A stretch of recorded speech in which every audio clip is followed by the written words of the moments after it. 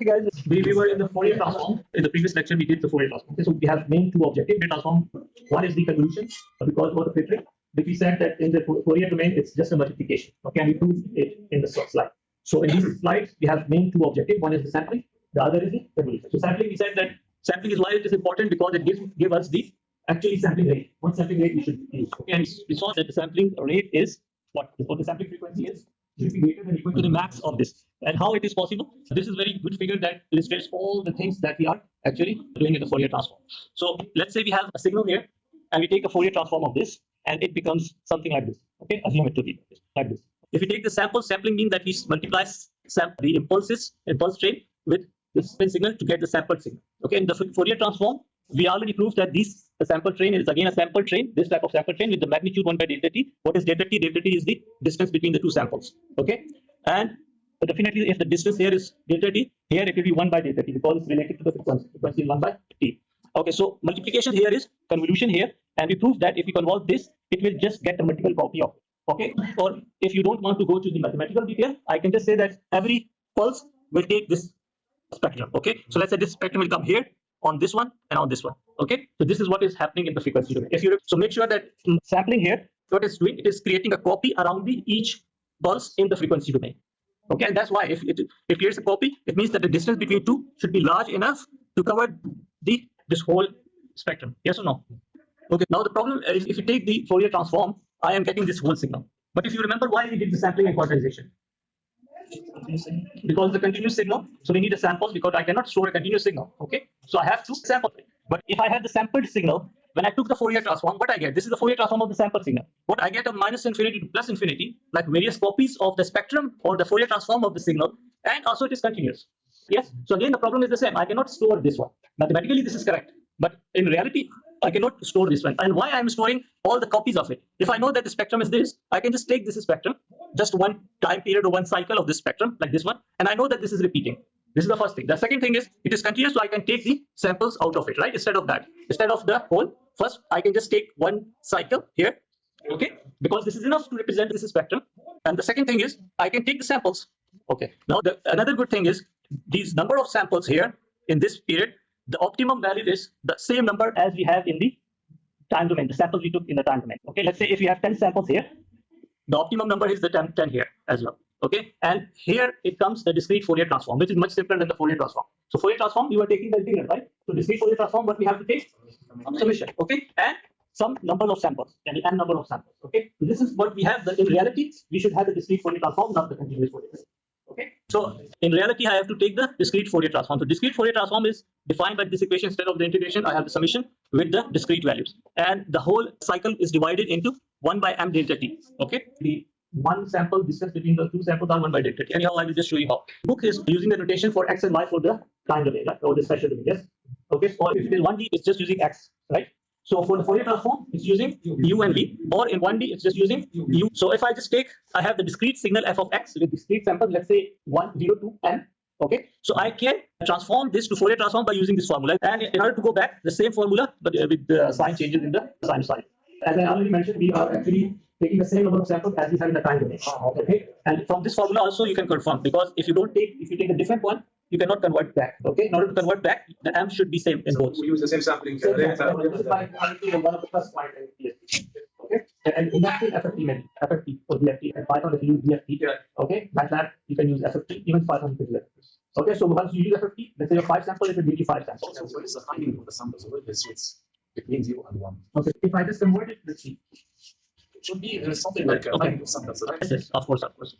Timing, not the timing, the frequency you can say. The timing is actually related to delta t. Now, what is delta t? Delta t is actually the distance between one sample and another in time domain. But in frequency, the whole is 1 by delta t. So let's say we divide this into m samples. So we have m samples here, m samples, right? So I divide it in m samples, right? So what will be this? This is 0. This will be this. The other sample will be what? 1 over delta t, and the other one 2 over m delta t, so on and so forth. So the distance between the two will be 1 over m1. Okay, but the equation, 1 over m delta t. But the equation doesn't have this. The equation from continuous to discrete doesn't have the 1 over m delta t. It has. Why not? Okay. The equations tells us we divide it to t. Once we divide it, we get this. And if you know how to do that, you can. Because I skipped this slide because this may. Okay, it's not there. Let me check. this slide. I just skipped this slide. How to get from continuous to this? These are 3-4 steps because this is more related to signal processing, so I just skipped that. Yes. So now there are some properties of the DFT. One is that, as I mentioned, that it's like the Fourier transform is periodic. Okay. So I have this property like f of u, and if I just move 10 samples, I will get the same samples back. Okay, because it's a periodic. Okay, and the same is the case with the time domain. Okay, and other is the convolution. Now in the Fourier transform, what we have, the convolution in the time domain is multiplication in frequency domain. However, when we are doing the discrete, because the DFT is the periodic, we cannot say the convolution. But what we say, multiplication in DFT is equal to what? It is a special type of convolution which we call it the circular convolution. So the convolution is actually there, but it is a circular. What is circular convolution? Previously, we rotate and we multiply. We assume that everything is zero here. Okay. For circular convolution, we assume that this is continuous because if you remember, what is discrete? Discrete was DFT was actually repeating. So it means that this is repeating, right? Yeah. And similarly here. So what comes here? Here, and what is here? So I'm just taking the convolution. I have to take this convolution now instead of zero. It's like the replication padding. Okay. Yes. So instead of zero, I have this circular convolution, nothing. But assuming you have replication padding at the ends. Okay. Otherwise, again. Yes. Okay. If you want to calculate the DFT of the simple signal, let's assume we have this signal time domain. So we have 0. At 0 we have 1. At 1 we have 2. At 2 we have 4. 3 we have 4. And I can also represent it like this. Yes. If I want to take the DFT, I just use this formula. M is equal to 4. Okay. So I want to calculate the 4 values in the frequency domain. Okay. So what are these? F of 0. To find f of 0 means I put u equals to 0 here. Okay. I get 0, and this term will become 1. Okay. And I can just summation of all f of 0 to f of 4, and I get 11. So this is the first term I get in the discrete Fourier domain. Then for f of 1, we have again 0 to 3. Put u equals to 1 here. Okay. So we have 2 pi 1, which is u, and x by 4, and then we just sum them up to get this thing. Similarly, this and this. Yes. To get 4 values. Now, if I want to plot it, I can plot it in terms of Fourier transform.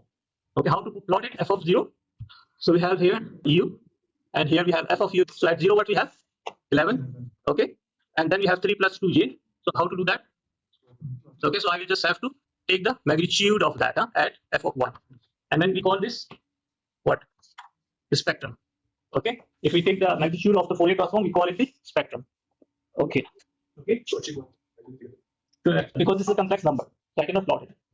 In order to plot it, or in order to show the factorial view of what is happening in the frequency domain, I have to take the magnitude and the phase as well. But the magnitude is called the spectrum. Let's just say given to it. Okay.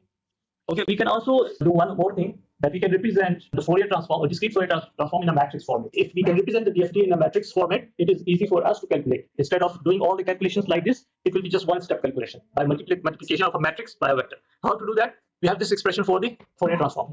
So let's denote this term as Wm. So I just replace W by M here and expand this summation term. So what will be f of 1?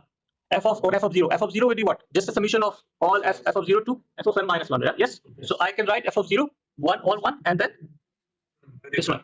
Okay. The second one, f of 1 will be 1, 1, and 1. So it is 1 Wm power 1 to m minus 1. How to calculate W of 1?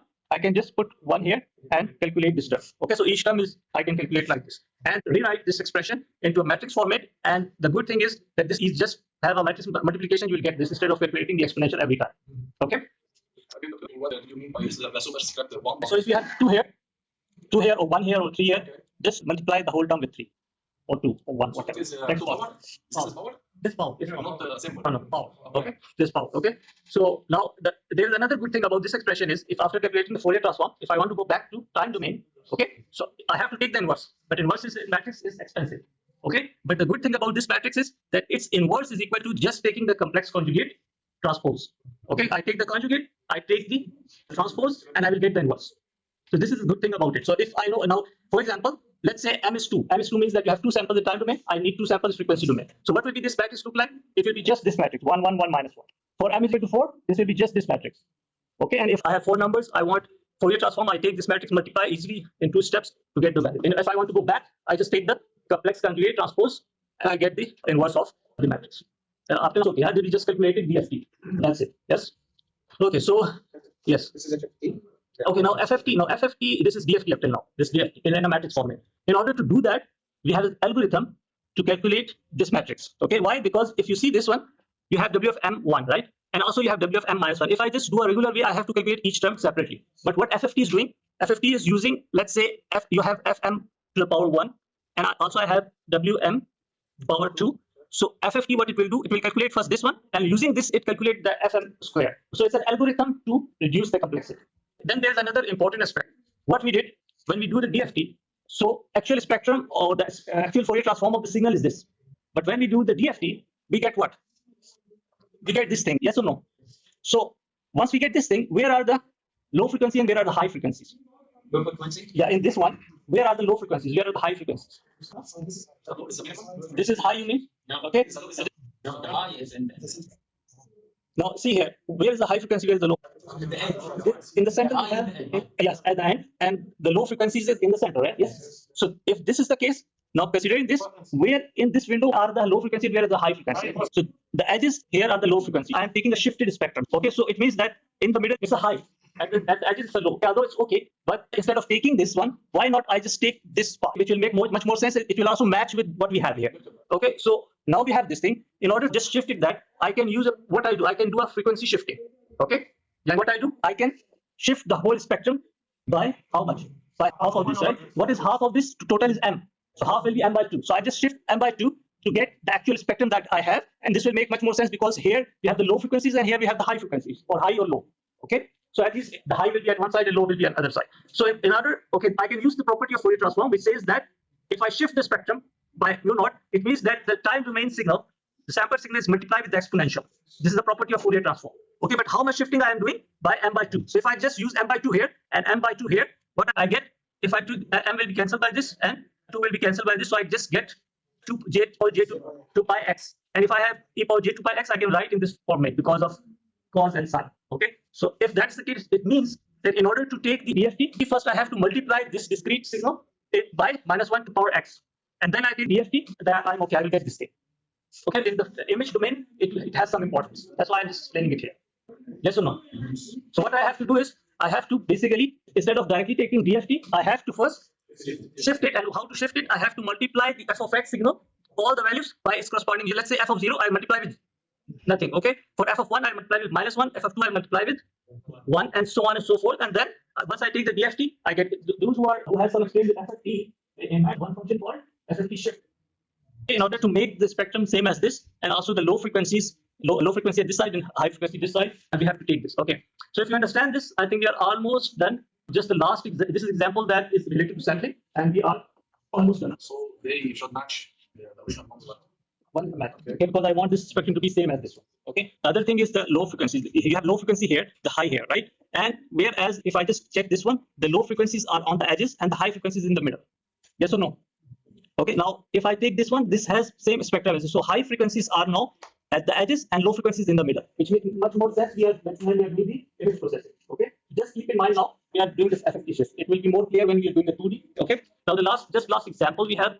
So go back and just again see the sampling because it's related to sampling. So once we are doing the sampling, what we have here, we are actually convolving the sampled train with the Fourier transform. Yes. And once we convolve, we are just putting this one on the top of each sample. Yes. In the Fourier transform. This is what we are doing. Okay. So that example is, and the distance is equal to delta t, 1 by delta t. Here the distance is delta t. So if you understand this, I have a very good example just to show that what will happen if the samples are not actually same. Okay. So let's say we have a signal cos 400 pi t.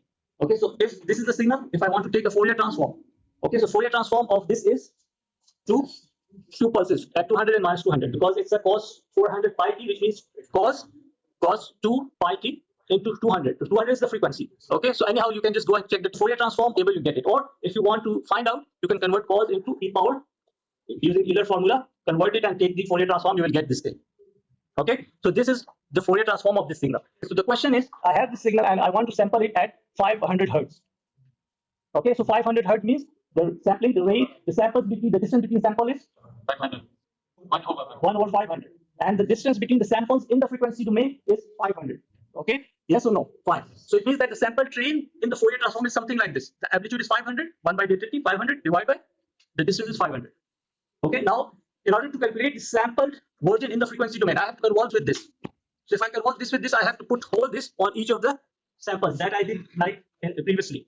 Yes, so if I do this, what I will get? This whole will put into this section 200 minus 200, 200. This one.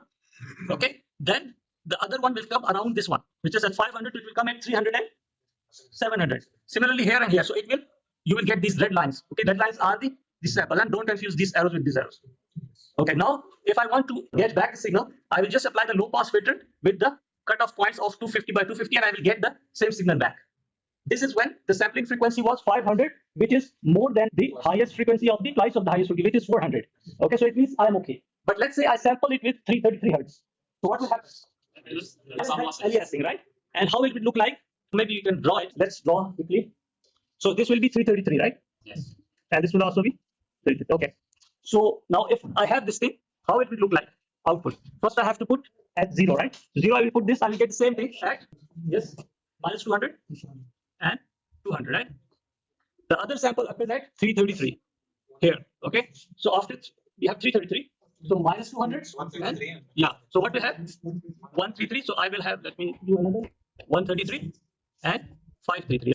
Similarly here, minus and 533, okay? I've also done another sign for this. Okay, yeah, so now if I take the low pass signal, I will get this. It means that my signal was with the frequency of 200, but I get 133. Yes, you use that one. Take the low pass filter, half of the sampling frequency. Half of the sampling frequency. Ideally, the low pass filter should have the cut points at half of the sampling frequency. Yes, so that's why I just took it. Okay. So this is again an important part. And so in the reality, how it will look like? Send this signal, but get this one. Okay. For example, I send 500, sorry, 200 for a signal, but I get 132.